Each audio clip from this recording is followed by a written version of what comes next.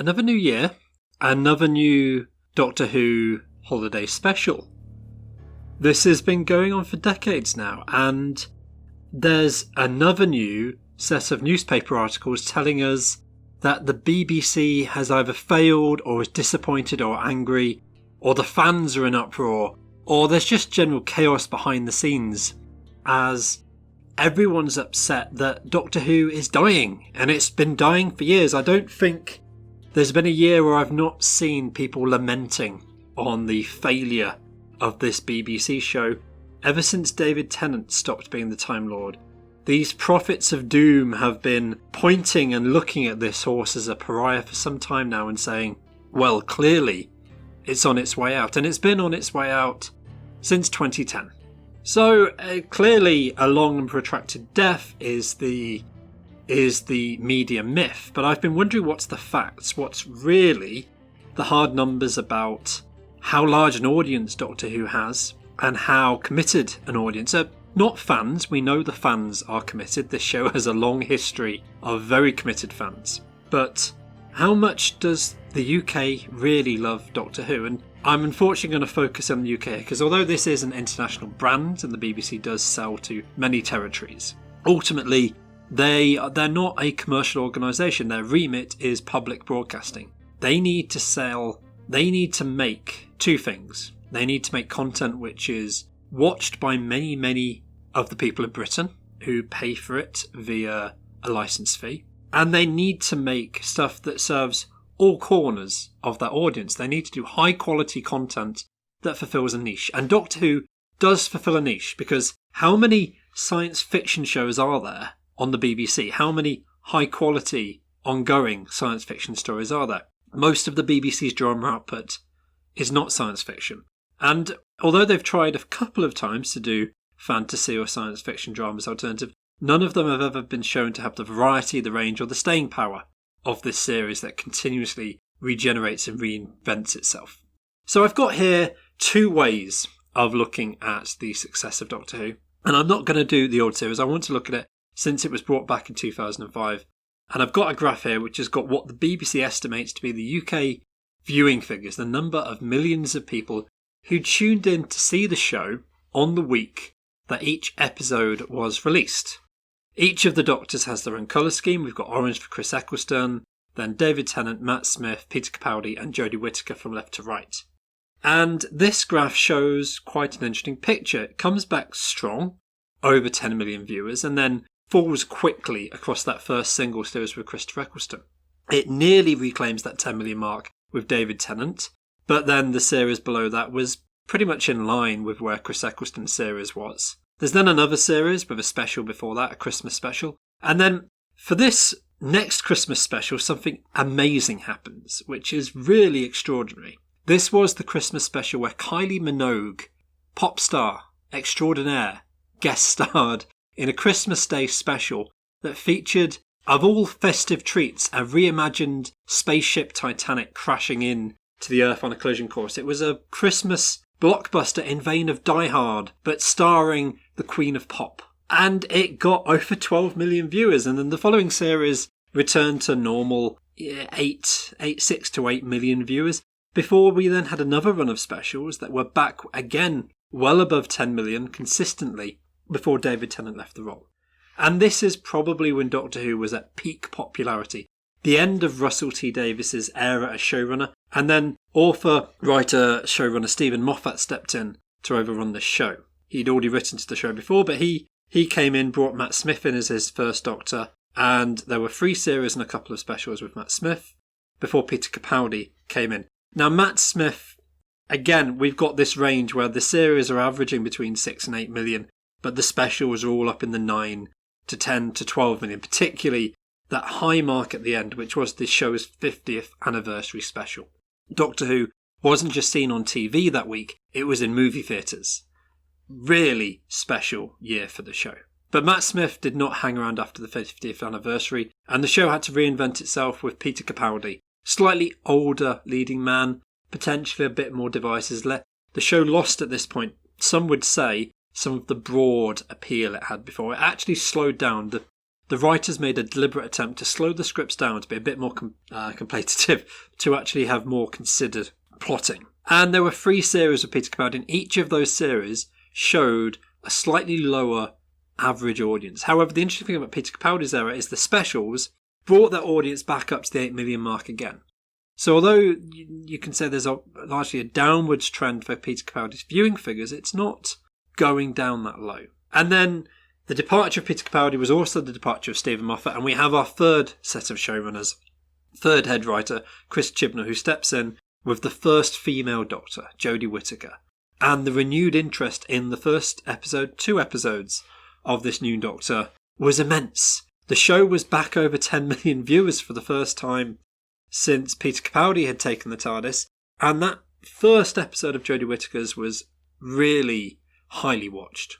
And none of the episodes of Jodie Whittaker's since then have gone anywhere near that high mark. You've got a decline throughout her first season, a slight upwards trend for the New Year's special that followed it, and then decline for the season after. Season 12, the second series of Jodie Whittaker, it doesn't average between 6 and 8, it averages between 7 and 5 across viewing figures. And then we've just had the special from Jodie Whittaker, Revolution of the Daleks, which, as I'm recording this, the final viewing figures are not in. I will update the graph and release this video when the final viewing figures are in.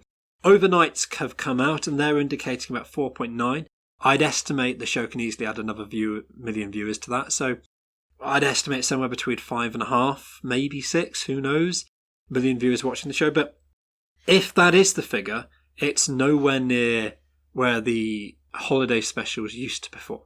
And this is why a lot of newspapers have been pointing at the show for quite a while. They pointed at it with Matt Smith, but the evidence seemed to be quite contrary at the time. But they've been saying since Peter Capaldi, the latter half of the Moffat era, and then throughout Jodie Whittaker's time, that there are problems that the BBC is concerned. Should the BBC be concerned? Well, if we pull the trend lines out, then we can see that actually no actor in the role has had a positive trend line since Matt Smith. Both Peter Capaldi and Jodie Whittaker have lost viewers across their tenure. The reintroduction of a new Doctor does generate new audience. It is a diversifying effect that should bring new fans in as a jumping on point for the show. And both Peter Capaldi and Jodie Whittaker have lost viewers since then.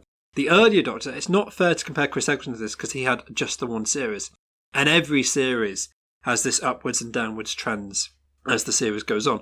But David Tennant is the only Doctor to significantly gain viewers across his time. Matt Smith, there's a slightly upwards trend, but it's relatively flat. And then Capaldi, downwards but more flat. Whittaker, massively downwards across her 2 series. We really would need a third series from Jodie Whittaker before this graph means anything. But this data is highly corrupted by the specials. If we look at what's really going on without the specials, we can see that David Tennant is the only Doctor to have an upwards trend, but it's an incredibly flat line. Matt Smith has a downwards trend, but also incredibly flat. The only high points of these Doctors were the specials that brought in much higher audience figures. Since Peter Capaldi took over the TARDIS, the specials don't appear to have been having that broad appeal draw that they did under the previous first modern 3 incarnations of the Doctor. And you can really see that if you do a trend line of just the specials. The show since 2014 hasn't been able to get that festive buzz, particularly under Jodie Whittaker, as these specials are not on Christmas Day, but they're still holiday specials. They still should be the point where the show is reaching out and bringing new audiences to replenish the series. So Matt Smith had a downwards trend across his 3 series. It's actually 2 full series and two half series that were split into an A and B portion. Peter Capaldi lost. It's a much more steep decline. But of course, as I said before, this actor's viewing figures are saved by the specials. And then Jodie Whittaker Series 2 has just not performed as well as Series 1 did. And that's got to be making people at the BBC ask why. But actually, I'll come to what these viewing figures actually are like for the BBC in a few minutes. The show is still, reaching an audience averaging well over 5.5, 6 million people. There's still a large number of people in the United Kingdom who are tuning in to watch this show week in, week out. And this doesn't include streaming. This doesn't include international sales. These are just people tuning in to watch the show on day or week of release. And there's been a lot of talk about how international viewing habits have changed with people moving towards the internet, people moving towards streaming, a variety of new channels springing up every year offering more and more competition. And for a show over a 15-year period, the average across this entire time, the trend line's going down, but the average is going down from only 8.5 to 6.5 million across that entire period. The show's been losing viewers. It's not been able to reinvigorate itself since Matt Smith left, but it's a remarkably stable line for a long-running TV show that has dramatic shifts in the production crew. A new lead actor, no leading actors last for more than 3 or 4 years. And behind the scenes, new producers, new head writers every couple of years. So this is arguably a success story. But that's millions of viewers. As I said, there is no reason at this point to be concerned that Doctor Who has failed to attract viewers. It has an audience. But what does the audience who actually tunes in and watch the show, what do they think about? What's their view of the quality? And the BBC's metric for this is something they call the appreciation index. They panel a large number of people, take in their view of what they watch, and get ratings on how quality is. And this graph is out of 100. So the BBC One is the premier channel of the studios of the British Broadcasting Corporation. The BBC wants only the best on BBC One. They only want shows that are high watermark. And for the BBC, across all of their output, they would consider anything with a appreciation index of 55 to 60 catastrophically poor. If it's under 60, it's a failure. It's a flop. Over 60 to 70, that's still low numbers. BBC One, the premier channel of the corporation, their average is aiming to be between 80 and 82. They don't want stuff under 80 on their programme, on their channel. They want everything at 82 or higher. It's almost impossible to get shows over 95. Very, very few things even achieve 90. Doctor Who's only managed that once in the modern run. And that was with one of the specials in the David Tennant era. So over the last 15 years, Doctor Who's been averaging anything from between about 82 to 88 or 89. In the David Tennant era and Matt Smith era, it was quite reliably over 84 but under 90. And then with Peter Capaldi, we've got a dip where the average shifts from about 84 down to 81. If we put the trend lines in on this, we can see, well, again, Chris Eccleston, only one series. And what you see in this very first episode is audiences who were not sure what this new show was about. They didn't know Chris Eccleston. They didn't know Billie Piper. And across that first series, as they were pulled in, the ratings went unanimously up. The next low point for the series is an episode called Love and Monsters. Now, because there's a relatively small cast who produces Doctor Who, what they started doing from the second series onwards was having a Doctor Light episode where the main characters would be largely absent and they'd have a guest cast come in and produce an episode around them.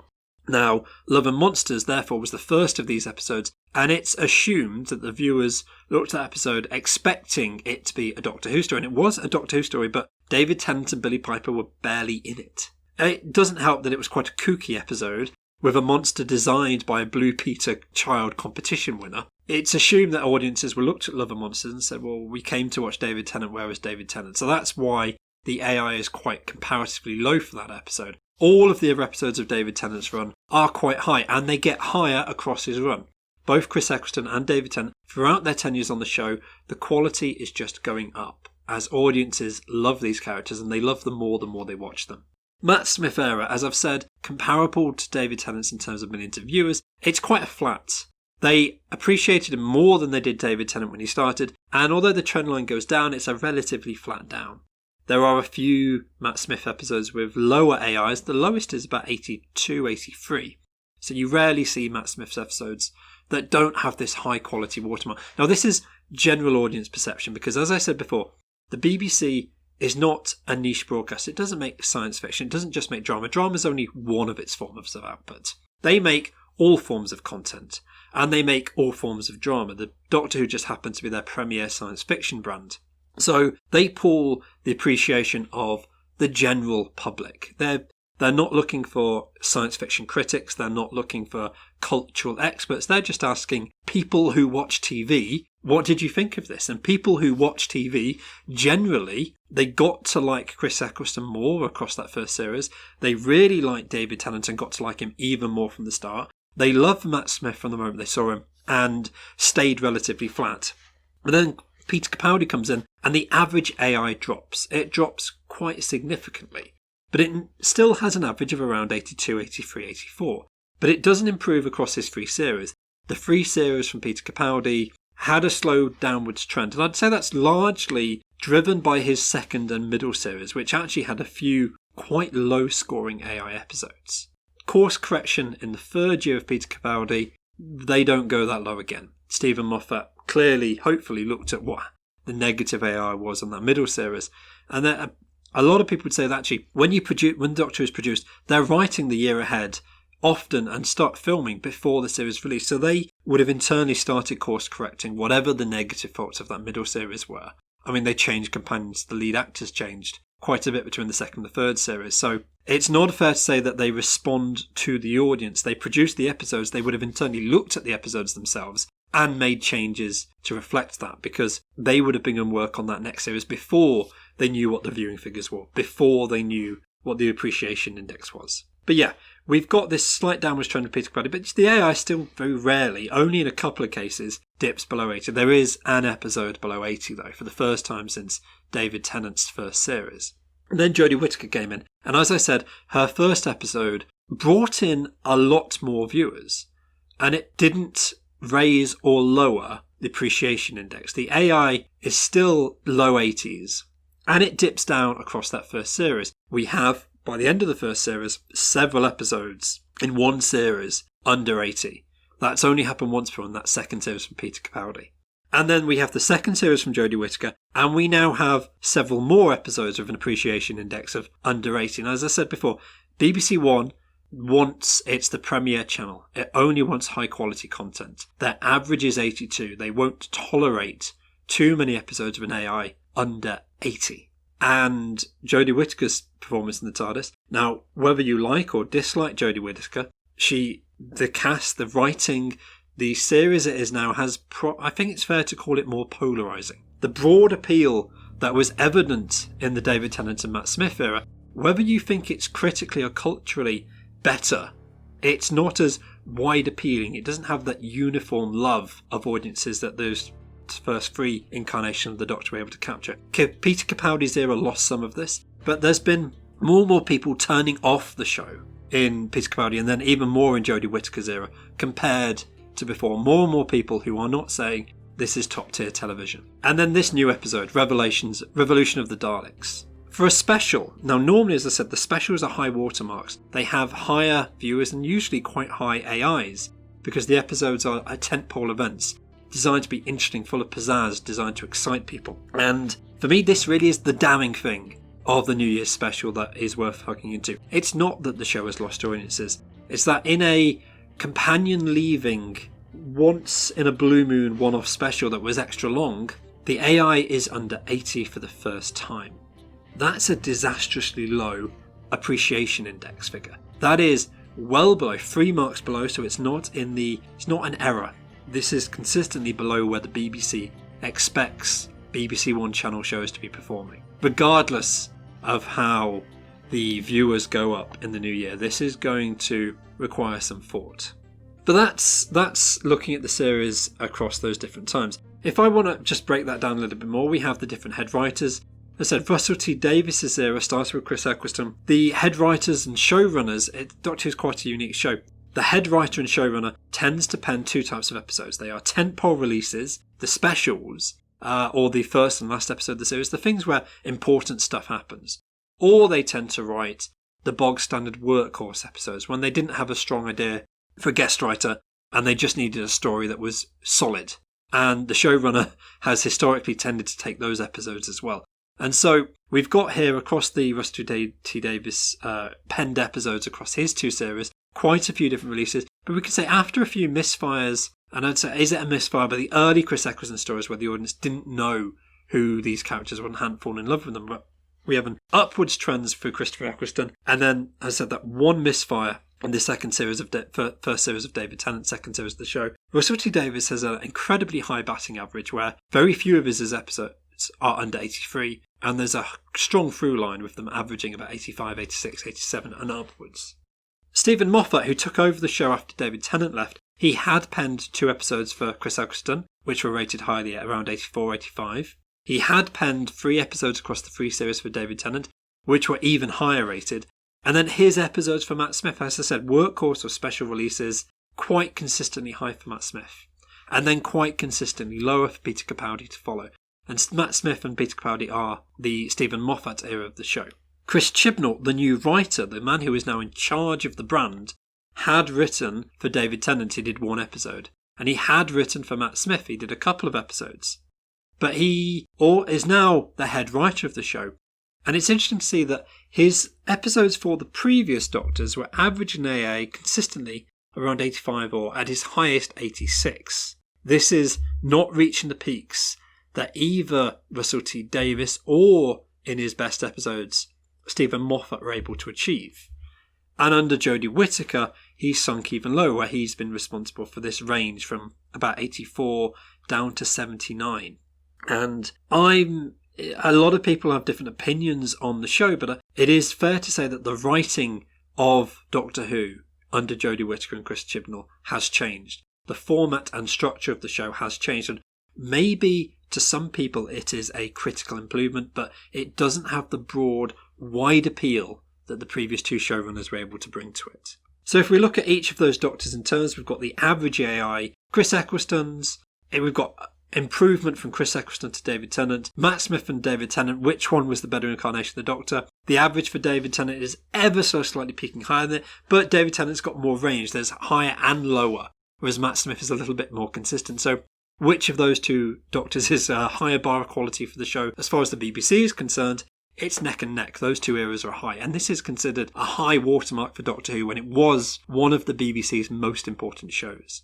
But then we've got a downward trend as the show loses this high AI for Peter Capaldi even more with Jodie Whittaker. So that's in terms of quality. The BBC will be asking itself to just look at this series and say, what do they need to do to bring this AI back up? But they will also have, as I said, been looking at the viewing figures. And I made the comment before that the show is still attracting 6 million viewers. And there's a lot of myths about the idea that people are now not watching live TV. It's not as important as it used to be. People now prefer to stream, or there are other channels, and they'll catch it with Doctor Who at some point later.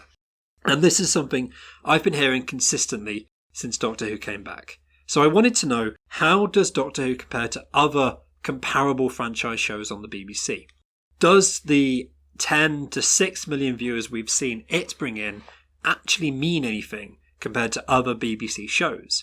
So I've got here a graph of franchise shows which are shown on BBC One. They're commissioned and paid for by the British Broadcasting Corporation, and they premiered on BBC One. We've got here shows like Jane Tranter's other hit Spooks. We've got shows like Silent Witness. We've got Born and Bred, Likewise to Candleford. We've got Hustle. We've got Line of Duty. We've got the massive one at the top here is the Other Year King's Bodyguard miniseries. But there's a range of different shows here. They represent other different genres. As I said, none of them are science fiction shows. None of them are direct competitors in terms of the type of show, but they are all what the BBC considers the kind of thing it should be showing on its premiere channel. And across, I've gone back a few years from before Doctor Who came back, because shows like Spooks had been running for a couple of years before Doctor Who appeared in 2005. And we can see here, there's a broad range. A typical show on the BBC back in the early millennium would be anywhere from 9 to 6 million. Now, I've probably missed out a lot of important shows over this 20-year period. This is going to be by no means representative of everything in the BBC's output. And I've probably missed a lot of the lesser performing shows. So there will be a lot of output from the BBC that hasn't achieved these high numbers. A lot of output that doesn't hit that watermark. But that's the interesting thing, because Doctor Who always has sold itself as being a flagship show of the BBC. And my question is that true anymore? It used to be. It definitely used to be with David Tennant and Matt Smith. And we can see that when you compare the David Tennant and Matt Smith graphs. You've got this point from about 2007 to 2009 and 10, where it is clearly outperforming many of these other shows. There may have been shows I've missed which do compete with Doctor Who, but those other franchise shows that I'm comparing against, Doctor Who's bringing an audience that none of them are able to reach. But then in the latter half of Matt Smith's time as the Doctor, I said viewing figures had not dipped that much, but it's much more. All of the series are in line with these other shows. It's only the specials that outperform. And even that 50th anniversary special, that's not outperforming other BBC output by that much. It's only tweaking slightly higher. But then from the moment that Peter Capaldi entered the TARDIS, although the Doctor Who results are still in the general trend of BBC output, they are now in the lower half of these franchises. They're not at the bottom. There are many other shows on BBC One, and these, as I remember, are the tentpole releases I'm pulling out as being significant. Doctor Who's still well in that range. It's still attracting viewing figures that are competitive, but it's no longer in the top half of this output. It's in the lower half of the premiere output. So should the BBC be worried about the viewing figures of Doctor Who at this moment in time? No. Should they be worried about the trend over time, which is inexorably has been going downwards since the heydays of David Tennant and Matt Smith? Potentially. But what they should really be worried about from this analysis is that AI result, because regardless of what people think, I'm sure there are people who do like the last 3 years from Jodie Whittaker. I have seen episodes that I have quite enjoyed, but the show has not hit the broad appeal it used to have. And if it continues to be divisive in terms of quality output, then the trend line is showing that the viewing figures will continue to sink downwards. I'm looking forward to some form of course correction, not insisting anything of any particular type. But is it fair to say that the BBC has failed and Doctor Who is no longer quality output? No, it's absolutely not true. Is it fair to say that Doctor Who is no longer the flagship show of the BBC? Quite possibly, yes it is.